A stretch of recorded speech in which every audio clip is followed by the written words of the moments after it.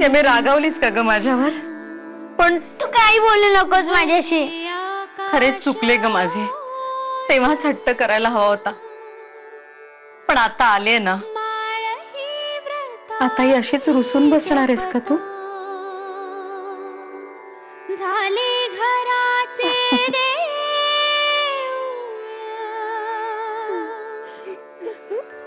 झिजे पारी होऊन जन्म चंदना सारखा डोळे भरून बघू देत ग तुला. बाहेर चार लोकांमध्ये नीट पाहता नाही आले. यमे साजरी दिसतेस ग अगदी. अगो बाई, यमे तुला असेल असताना कधीच पाहिले नव्हते ग मी. माझी गोड गोजिरी बाळगती, माझी यमुना. यमुना नाही काही, रमा. उमाची रमा. अगो बाई, दाजी, केशव ऐकलेत का? ही आपली यमुना नाहीच म्हणे. असे कसे? ही रमा फिमा काही नाही, ही आमची यमूच आहे.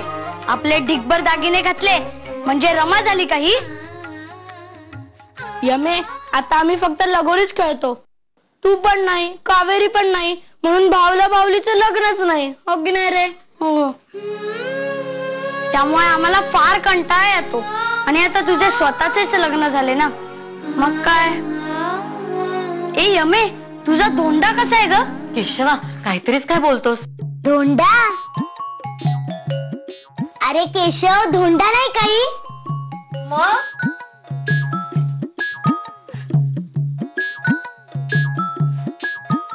स्वतः. अगो बाई, स्वतः. आणि ही त्यांची ठमा काकू.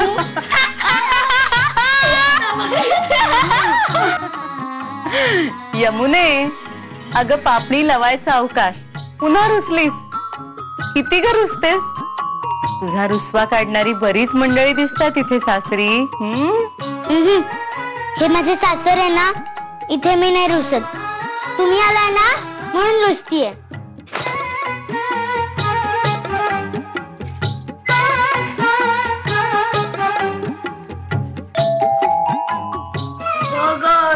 तुझा रुसवा कसा पळते. आवळा, पेरू, बोर.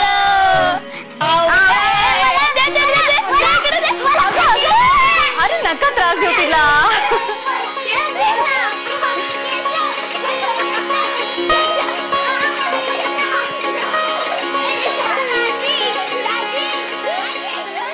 मला अगदी बरे वाटते. हेच माझे खरे औषध. ये इकडे ये. अगो बाई, किती छान आहे इकडे सगळे. खरं सांगू, तुमचा वाडा म्हणजे अगदी राजवाडाच आहे. प्रशस्त अंगण, मोठमोठाल्या खोल्या. अगं हो हो, किती कौतुक करशील. वंसनचं नशीब थोरच आहे बाई. वाराही किती छान सुटला इकडे. आवडले? हो. चल, मी तुला आमचं स्वयंपाकघर दाखवते.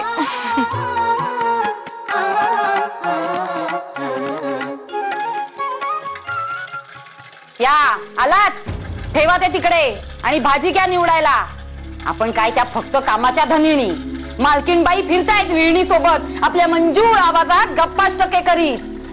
याला काय चिरणे, तळणे, लाटणे, हे असे सगळे फुंकणे हे फक्त आपल्या नशिबी. मिरवणे हे त्यांच्या नशिबी. हे नारळ सोडून ठेवायला सांगितलेले नारूला, नार्या ए नार्या, हे नारळ फोडून दे. आपण घरात आहोत याची साधी दखल सुद्धा घेतली नाहीये कोणी. विहीण आली म्हटल्यावर स्वतःच्या आईसच भेटाव्यास घेऊन गेली असेल आधी. आपण काय, आपण का कोण रानड्यांच्या? आपण स्वयंपाक घरातील दासी बाटीक, उस्तवारे करायची. मावशी, हे शेंगदाणे कुठून घ्या. बर, भुका लागतील, जीव जातील ह्यांचे. ये सरस्वती, हे आमचे स्वयंपाकघर हो. अगं बाई, केवढे प्रशस्त आहे. सोमन काकू, आईच्या शेजारच्या खोलीत विहीणबाई आराम करतायत. त्यांच्यासाठी जरा हळदीचे दूध घेऊन जाल का? सरस्वती, या आमच्या ताई साहेब, माझ्या थोरल्या जाऊबाई. अगं बाई, हो. बरी सवड झाली म्हणायची. असे कसे? आपण थोरल्या, आपला मान मोठा.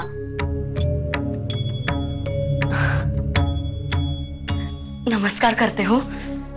आयुष्यमान भव. हिला आपले घर पाहायचे होते म्हणून फिरवून दाखवत होते. हो का? नाही तरी असे वाटते की अर्धेच घर बघून झाले तुमचे. नाही काय आहे ना, पूर्ण घर जर बघत राहिला असता तर स्वयंपाक घर येईपर्यंत रात्र झाली असती. अगो बाई, हिचं नाव सांगायचे राहून गेले.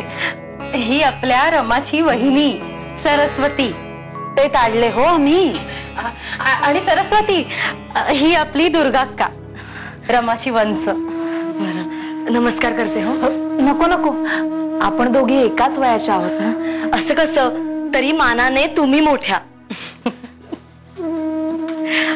ताई, मी सरस्वतीला आपल्या अंगणातली बाग दाखवून येते. बरे, चल सरस्वती.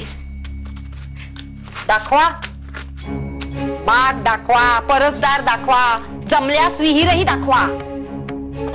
अगो पण तिच्या फराळाचे बघितलेस का? अंगावरचे मूल आहे ना तिच्या. अगो बाई, बघितलेस ना? अगो साधी बागेसारखी बाग, त्यात काय दाखवायचे? कामे करायला नको, त्यासाठी ही नवीन नवीन कारणे शोधताय. शोधा. आणि त्या टवळीला बघितलीस ना, कशी मुरडत होती. नाही म्हणजे देवाने आम्हालाही रूप दिले हो. चढले मेले, मला काय करायचे? नटा नाही तर मुरडा. यांना का उपाशी ठेवणार आहोत आपण? अगो बाई, दुर्गाक्का, भाजी निवडून झाली की वेलची सोलायला घे. तोपर्यंत मी बासुंदीचे बघते. हो. चला फिरा बागेत जा. आई, अशी झाली कढीची गंमत. अगो बाई, बापरे, यमू तू अगदी धीट आहेस ग. मला तर ऐकूनच भीती वाटली. आणि यमू, ते भाऊसाहेब खासदार आहेत का ग? मुळीच नाही. ते ना सारखे मला बक्षीस देत असतात. ते खूप चांगलेत. तुला माहितीये का, ते अगदी आपल्या अण्णांसारखेत. असे वाटते की आत्ता रागवतील, पण ते उलट मायाच करत राहतात. आणि आई, माई ना अगदी तुझ्यासारखे आहेत. कुणी जर मला रागवलं ना, तर लगेच कुशीत घेतात. कोणी रागवले तर?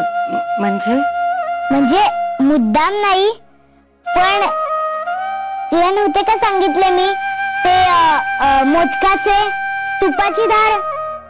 म्हणजे अगदी तसेच काही झाले ना, तर मग ताई सासूबाई रागे धरतात. अगदी आत्याबाईंसारख्या तशाच आहेत त्या. मी निरूपण छान केले म्हणून त्यांनीच मला नारळाचे सारण दिले. ते बरीक जाणवले हो मला यमे. घरातल्या साऱ्यांचेच खरेच प्रेम आहे तुझ्यावर. साऱ्यांना अगदी लळा लावलायस हो तू. पण ते दोन बोके भांडतच असतील तुझ्याशी नक्कीच. बोके? हा, अच्छा ते. अरे ते बोके नाही आहेत काही. एक आबा आणि एक बाबा. यमे, अगो धीर आहेत ना ते तुझे. मग आबा आणि बाबा काय म्हणतेस? आमच्याकडे चालतं गो. अगो बाई, आमच्याकडे? अगं आई, म्हणजे कधी कधी ते मला वहिनी म्हणतात आणि कधी कधी मी त्यांना भाऊजी म्हणते. रमा वहिनी आणि तू थमा काकू. अरे राहू दे. आणि तुम्हाला माहितीये का, तो बाबा आहे ना, त्याला पण मी तुला काढल्या होत्या ना मिशा, तशा काजळाने काढल्या होत्या मिशा. अगो बाई यमे, असा अगोचरपणा बरा नव्हे हो. बरे झाले, अद्दल झाली. आम्हाला रडवत होते. अगो बाई, कधी काय केलेत? आपण यमीच्या सासरे आहोत. मग ते आम्हाला इथे येऊन देत नव्हते. काही नाही आई, बाबा खूप खोड्या काढतो, पण ते दोघेही दाजी केशवसारखेच आहेत. सगळ्यांबद्दल सांगितलेस यमी, पण तुझ्या काय म्हणालीस ते? स्वतः. हा, स्वतः त्यांच्याबद्दल काही सांगितलं नाहीस? म्हणजे त्यांच्याबद्दल विशेष असे काही नाही. ते तर सारखे मोठाली पुस्तकं घेऊन कोर्टात जातात. कधी कधी ते अभ्यास शिकत बसलेले असतात. मला, आबाला, बाबाला ते काजू, बदाम, मनुका देतात, मकाणे देतात. आणि आई, तुला माहितीये का, त्याला मी एकत्रच जेवायला बसलो होतो. अगो बाई, पण पुरुषांच्या पंक्तीत जेवायला बसू नये, माहित आहे ना तुला? अगं आई, हो माहितीये ग. मी किती वेळा सांगितलं स्वतःना, पण त्यांनी ऐकलेच नाही.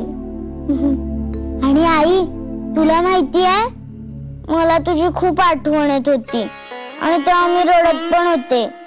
तेव्हा स्वतः म्हणाले, आपण रडू नको, बळ भटजी येतील ना करवी राहून, तेव्हा घेऊन येतील तुमच्या आईस. आपण रडू नका बरे. पण मला त्यांची एक गोष्ट अजिबात नाही आवडत. कोणती? ते रोज मला अभ्यासाला बसवतात.